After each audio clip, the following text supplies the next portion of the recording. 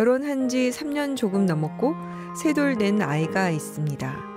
저와 남편은 연애를 3개월 정도밖에 안 했는데 아이가 생겨서 결혼하게 되었고요. 이상하게 아이가 태어나고부터 쇼윈도 부부처럼 생활하고 있습니다. 부부관계가 3년 동안 전혀 없었습니다. 결혼 초기엔 임신을 해서 자연스럽게 안 하게 되었고 아이를 낳고는 제가 거부했던 것 같습니다. 사실 남편과 저는 생활 습관, 성격 모든 게 전혀 맞지 않습니다. 남편은 집에서 손 하나 까딱 안 합니다. 자신이 더럽게 쓰는 화장실에 물 한 번 뿌릴 줄 모르고 늦게 들어와서 씻지도 않고 자니 발에는 무좀이 가득하고요. 웃으면서 이것 좀 해줘, 저것 좀 해줘 제가 말하면 지적질하지 말라면서 비꼽니다.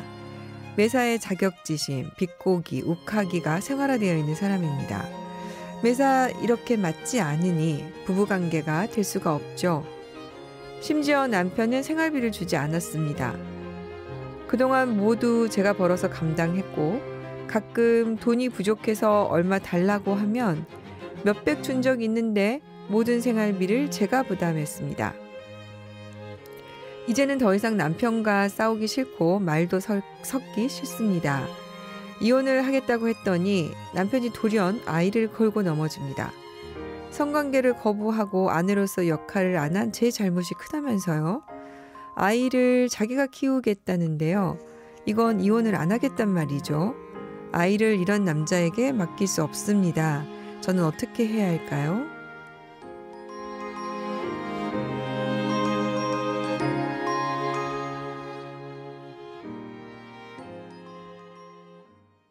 네, 3년이기는 하지만요. 결혼 기간 내내 생활 습관이나 성격 차이로 갈등이 컸던 걸로 보이네요. 근데 김하영 변호사님, 근데 이제 3년 동안 부부 관계도 없었다고 합니다. 이 부분 어떻게 보십니까? 네, 우리 사연자분 말고도 이제 상담을 해보면 은근 요즘 섹스리스라고 그러죠. 이제 그 성관계 이제 횟수가 지극히 적은 부부들이 이제 좀 적지 않은데요. 보통 뭐 남성분들은 업무로 인한 스트레스, 또 여성분들은 육아와 이제 가사로 인해서 이제 피로도 때문에 자연스럽게 이제 부부간의 스킨십 빈도가 이렇게 낮아지는 경우가 있어요. 또 네. 그리고 또 보면 요즘 중년 남성들이 이제 질 나쁜 농담 중에 하나가 뭐 아내가 샤워하는 소리가 제일 무섭다. 뭐 이런 식으로 하면서 성관계를 거부하는 것이 마치 중년이 되면 뭐 당연한 것이다라고 이렇게 뭐 말씀하시는 그런 얘기도 듣고는 하는데요. 네. 물론 뭐 부부간의 금술이 반드시 이제 성관계 횟수만으로 판단할 수는 없지만 그래도 이제 기준 중에 하나로 삼는 것 자체는 무시할 수는 없습니다. 그리고 이제 우리 민법 826조에서는 이제 부부간의 동거, 부양, 협조 의무를 규정하고 있는데요. 여기서 이때 동거란 이제 동일한 장소에서 같이 사는 것을 의미합니다. 그래서 단순히 한 집에서 생활한다는 의미뿐만 아니라 네. 이제 한 집에서 사는데 서로 동의 없이 일방이 갑자기 본인 의사로만 각방을 쓰는 경우라면 이제 동거 의무를 제대로 이행하지 않는다고 봐야 됩니다. 그래서 혼인은 결국 이제 남녀 간의 육체적, 정신적 결합을 의미하기 때문에 이제 부부는 이제 정신뿐만 아니라 육체적으로도 또 경제적으로도 공동체라고 봐야 됩니다. 그래서 네. 이제 우리 법원은 또 이렇게도 판단을 해요. 이제 당사자가 치유할 의지가 전혀 없거나 또는 치유가 영구 불능한 성기능 불능, 즉 이제 성관계를 맺을 수 없는 경우는 이혼 사유로도 보고 있어요. 그래서 부부 간의 이제 성관계 유무가 부부 관계 유지의 중요한 기준으로 보는 것이 지금 현재이기 때문에 그래서 3년이라는 시간이 이제 길죠. 짧지 않은 시간인데 전혀 성적 결합이 없었다면 뭐 일방이 질병이 있다거나 건강상의 이유가 있다거나 이래서 뭐 타당한 이유가 없이 일방의 의사만으로 이제 일방적으로 거부를 했다면 사실 혼인 파탄의 이제 단계라고도 볼 수 있습니다. 네. 근데 지금 그래서 남편이 아마 이제 아내인 사연자분이 성관계를 거부했다.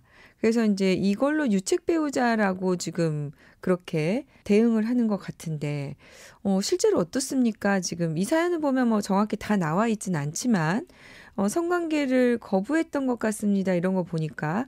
어쨌든 사연자분이 거부한 사실은 있는 것 같네요.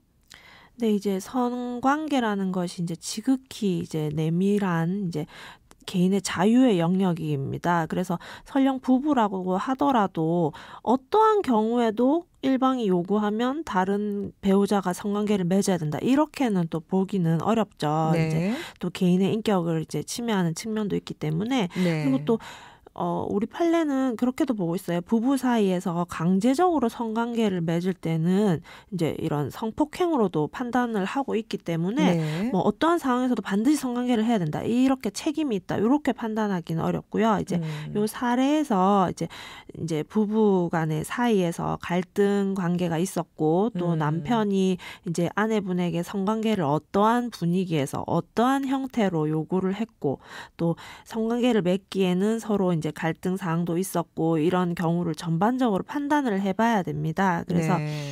이제 남편분이 이제 아내분에게 이제 요구를 할 때도 일방적이고 좀 모욕적인 발언을 하지는 않았는지 그리고 거부할 수밖에 없었던 사정이 있었는지 이런 거를 종합적으로 판단해야지 뭐 아내분께서 뭐 남편과 성관계를 맺지 않았다는 이유만으로 남편분이 이혼 사유를 들어서 뭐 이렇게 너의 규책이다라고 주장하는 것은 조금 부적절하다고 보입니다. 그러게요. 지금 이제 사연을 보니까 그 남편분이 뭐 씻지도 않고 발에는 무좀이 가득하고 그다음에 이제 매사에 뭐 이렇게 자격지심 비꼬기, 욕하기가 생활화되어 있다. 이런 걸 보니까 정상적인 관계에서 이렇게 두 사람 사이에 좋은 관계로 나아가기는 좀 어렵지 않았나 그런 생각이 좀 드네요. 일단은 이제 그 부분도 있는데 남편이 생활비를 주지 않았다는 부분도 있는 것 같습니다. 이 부분은 어떻습니까?